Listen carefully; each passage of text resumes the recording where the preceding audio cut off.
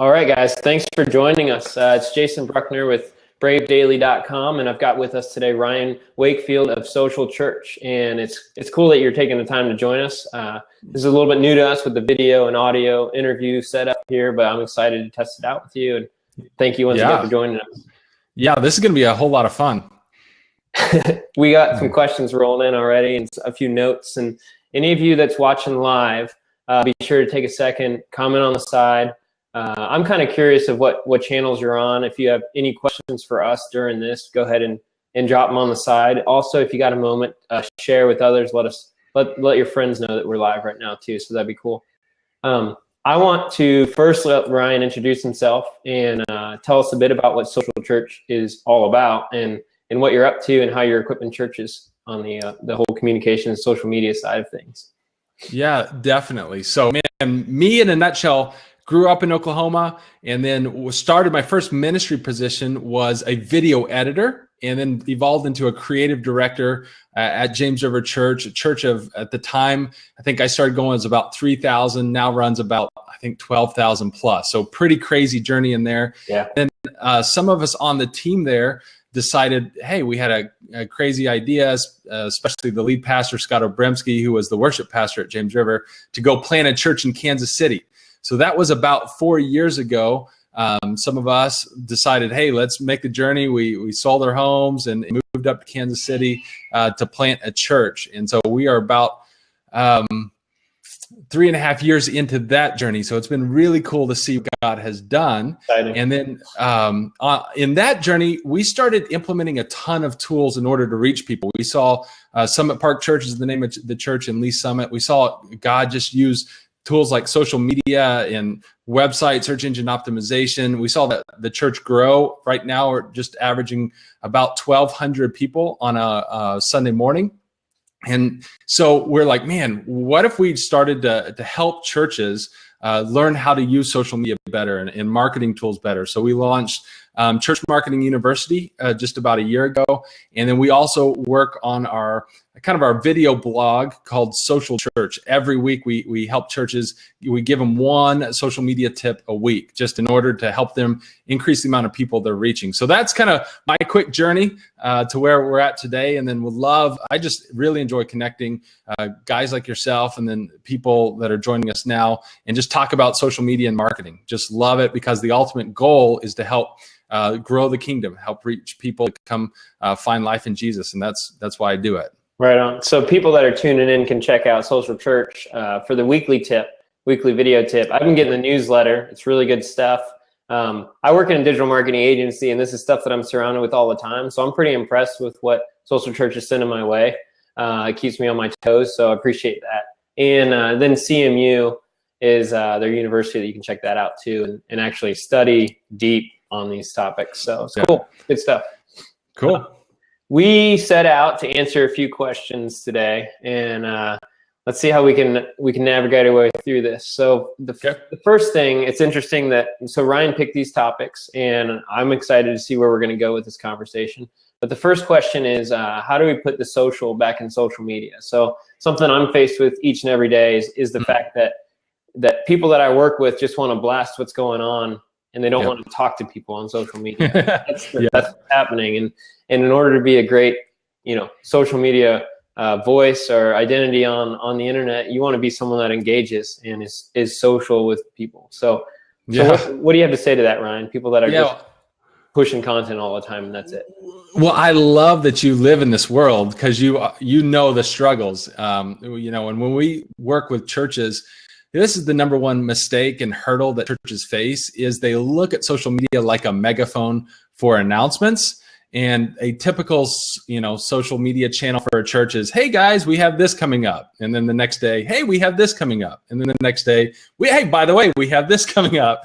And it literally is like a megaphone for announcements. And I try to challenge churches, look at social media not as a megaphone, but as a table for relationship. And when you look at social media like a tool to develop relationships with your community, everything starts to change. What you talk about, how you talk about it, when you post, how you post, it all changes as opposed to just announcing one-way communication to this back and forth communication. So that is really, really important. And I think that's the number one hurdle. If you get nothing, take nothing away from this, just look at your social media channels. Maybe go back the last 4 to 6, 8 weeks. And are you just announcing things, or are you actually developing relationships with people in your community? So I think that's the number one issue and the number one hurdle churches face. I don't know if that's kind of what you'd have the same feedback there, or something different. Yeah, you called it a table of communication? Is that what you said? Yeah, a table for relationships. Table for relationships, right. I kind of look at it as when you put out content, it's kind of like you're setting the table and you're inviting people to come have a conversation. Mm-hmm. Again, as opposed to the mental picture of somebody standing on a street corner, making an announcement and just talking about themselves all the time, versus just saying, hey guys, let's sit down, let's have coffee, let's have a conversation. And when you do the conversation approach, you start to find, hey, we're starting to build relationships with people in our community. Obviously, people in our church, those relationships are deepening. But people that we didn't even know yet, we're starting to develop relationships with them. And here's what we know is ministry flows out of relationships. And so if you can use social media as a tool to develop those relationships, now you have the opportunity for ministry to flow out of that. So that's just the big kind of shift, that if I could just communicate one simple message to churches, it would be that. Quit just announcing things and start looking at social media as a table for relationships. Yeah. A couple of things come to mind as, because like I said, this is something that I work in every day. A couple of things come to mind is, first off, if you're, easy, practical way to do this is to ask questions and to draw out some of this conversation instead of just saying, hey, be here for this, be here for this, be here for this. Another is more on the technical side. You're always working against all the other things that are happening on social media, all the other content that's out there, right? And so we'll talk about that in a second. But you're in just driving engaging content to your feeds.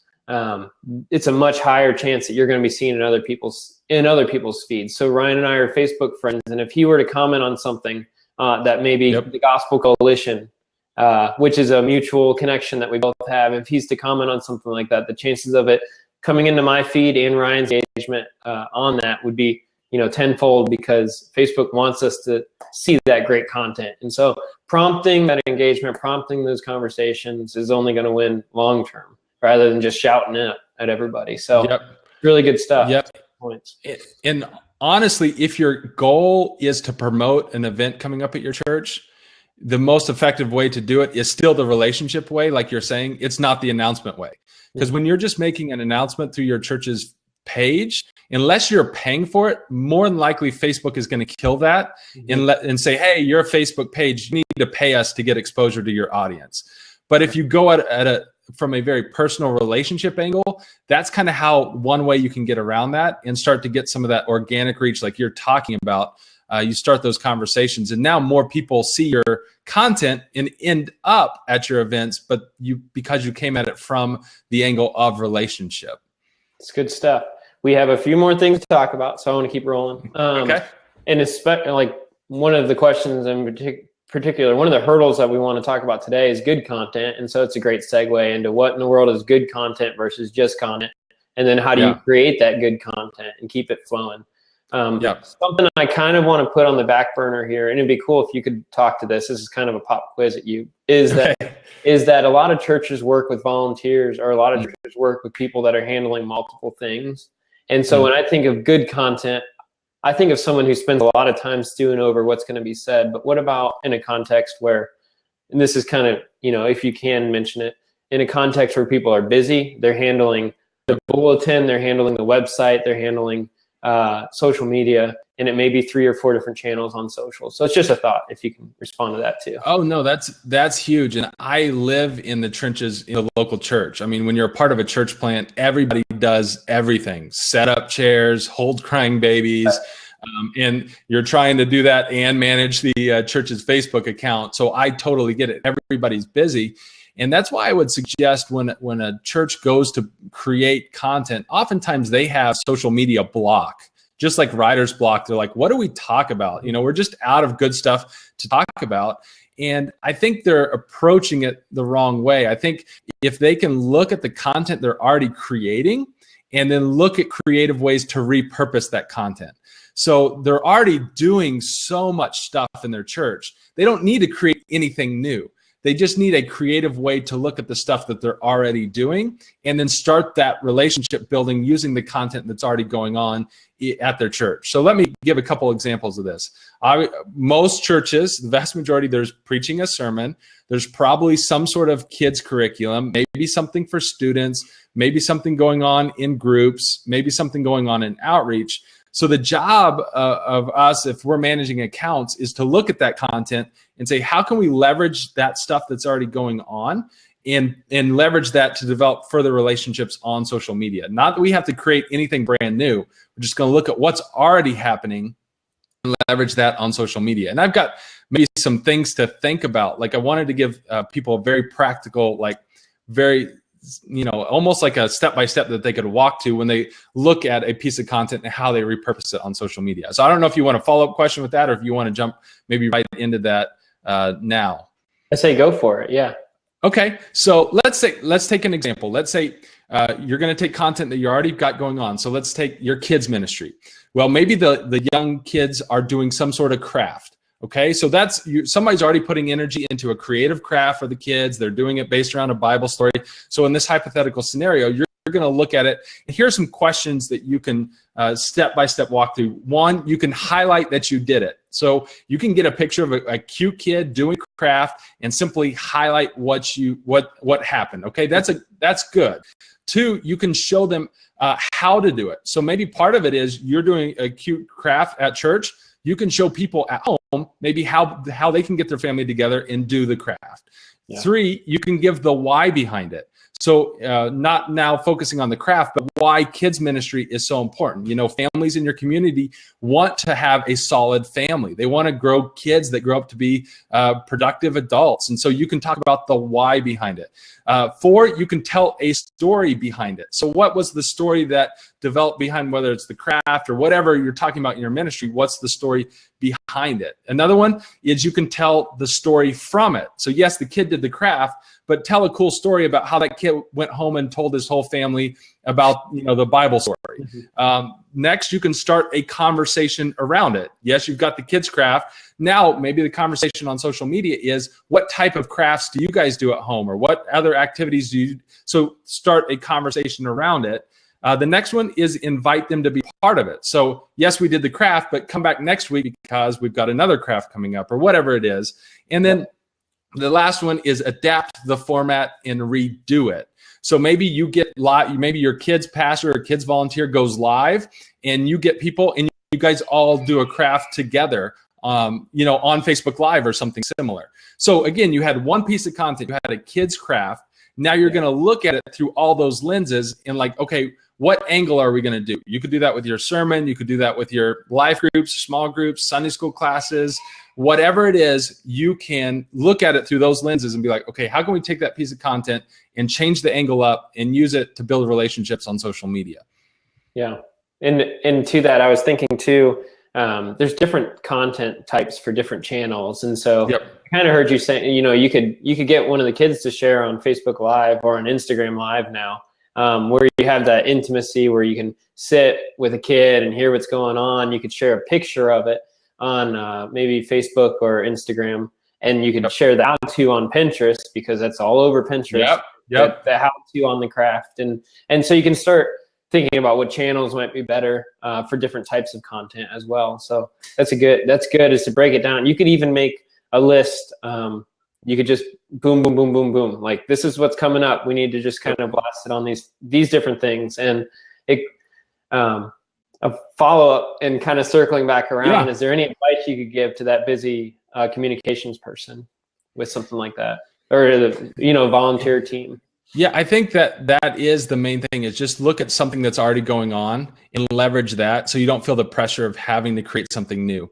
Figure out where's a story that's already happening, what's a family that's already been impacted by your church, what's something cool already going on, and leverage that, and don't feel like I have to create content from scratch all the time. So I think that's the big one, is take the pressure off. Like, it's not like you're writing a sermon every week. And sometimes I think social media managers feel like, okay, I've got to sit down and create all the content for this week.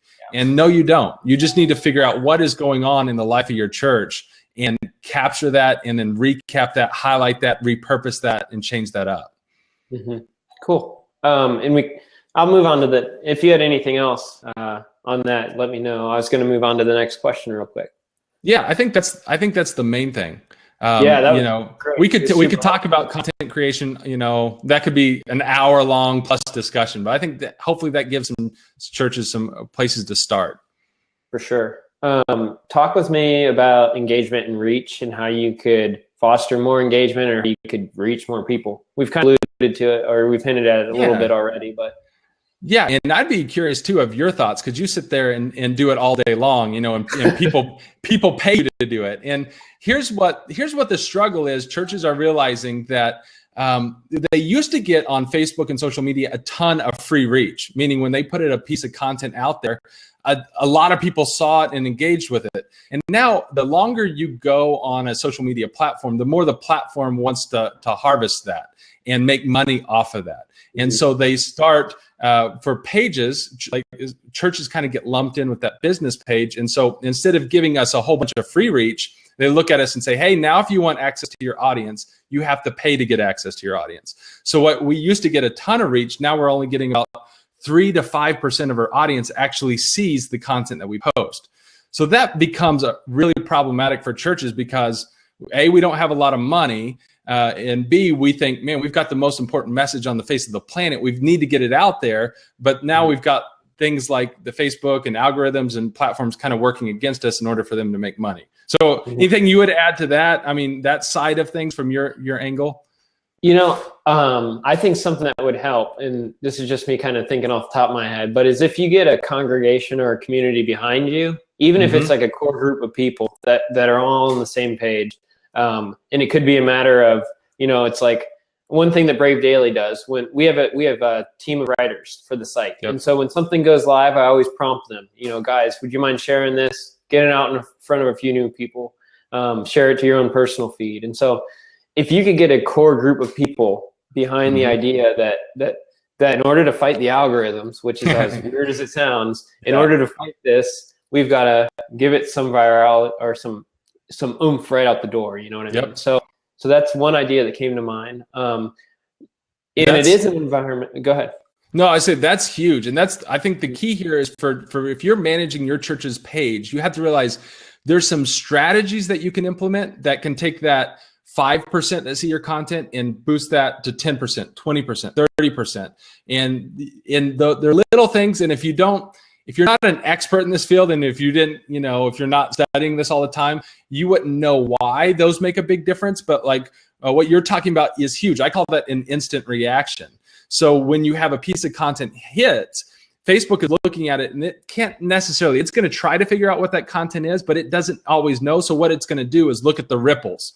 And if there's a lot of ripples when that content hits, it's going to think that's really good content. And so, and when it thinks, okay, that's really good content, it's going to show it to more and more people. So if you create an instant reaction where you post something about your church, something that's coming up, and you make ripples, meaning you're doing just that, you have people standing by ready to comment, share, like it. Now Facebook's going to look at that and say, oh my word, this content must be really good. And based on the ripples you've created for it, and it's going to share it with a whole lot of people. So that's one great tip. Another one on that is the see first feature. Is like if you can get that core group of audience to go to your page, click following, and then if they click on that down arrow, click see first. What that does is it totally bypasses the algorithm, meaning they're going to see your church's content first in every time that you post something, which is a huge benefit. So if you can get a core group of your church to take you up on that see first feature, now when you post things, you're going to have that core audience that automatically sees it. And then, like you said, if you can train them to be part of your, like an ambassador team, a social media sharing team, that's a huge advantage that a church can have over like a business page. So anyone listening right now can test this by going to Social Church and going to Brave Daily's pages, click see first at the top, and absolutely and share away right when you see it. But Another thing would be getting approval, and I know this is tough for some, but getting approval on a small paid budget just to get like a $5 or $10 boost here and there when you think there's something that really needs to be seen. But going into paid is a whole different conversation, so we'll save that. But small budgets and small boosts like that are great things to be thinking about. And then I know there's a couple questions. There's actually two that I saw on the side in the chat, so I wanted to read through those too. It looks like Matthew had asked above about number of posts, which is something that we get asked all the time in our different contexts. So Matthew had asked how many posts per week are too many. And some, he's engaged with some fairly large mega churches in the past, but they seem to flood my feed with posts once he did a few engagements. So he doesn't want to be that church. So we'll take Facebook and maybe Twitter and maybe even Instagram as an example. Do you have any feedback on that? Yeah, I think the big overarching principle is the main thing is what works. Because if you're posting a ton and you're not getting any engagement, it's not working. So back it off. If you're posting and when you post, you're getting a ton of engagement, feel free to take your frequency up a little bit till you see those diminishing returns. And then you'll find the sweet spot for you, your church, and your audience. So I think ultimately the main driver is what actually works. If it's working and you're getting engagement, keep at it. If you're not, change your strategy. And I think for most churches in general, if you can get 3 times a week of good content that's getting engagement, and again, we're talking with, could potentially be talking about churches on all parts of the spectrum. So, there's churches that are going to post 3 times a day, which is fine because you might post at 9:30 in the morning to more the stay-at-home mom, the mom that just dropped their kid off at preschool. And so, hey, this content is kind of targeted there. Whereas your content at noon is for the business person who is at lunch at Chipotle and they're just eating their burrito and they're going through. And so you're targeting them. So the stay-at-home mom is not necessarily going to see, so there's some things you can do differently. But in general, what is working, what is getting engagement, do more of that. When you start to hit diminishing returns, back it off. If you're working, keep trying it. Yeah. So that would be my main thing, because there's so many churches, it's hard to say one rule because there's not one specific rule. There's so many strategies. So the overarching principle has to be, is it working or not? Yeah, I think it's good. I think that's a great point. There is research out there. You'll find it if you start digging around. There'll be all kinds of suppliers of research that'll start pushing some numbers your way. But it is also good to keep in mind that some channels are much different than others, and so so Twitter is super active, and you got to be there engaging in order to have an audience that cares at all about what you're saying. And then Facebook is a little bit different, so that's something else to keep in mind. Cool that Brandon and Crystal have joined us and they're watching live. So they submitted some questions prior to. Cool.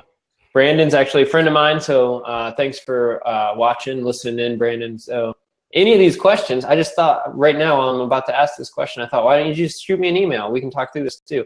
But glad that you brought it up. Ryan and I will kind of talk through this a little. So Brandon's part of a church, and he helps on the communications team that has multiple campuses. He has one Facebook page, and then he has 5 locations underneath it. And the main page feeds the others with content. So it's the same content across multiple pages on multiple campuses is what he's facing. Any advice or any thoughts on whether that's good, whether that's bad, any pros or cons to something like that?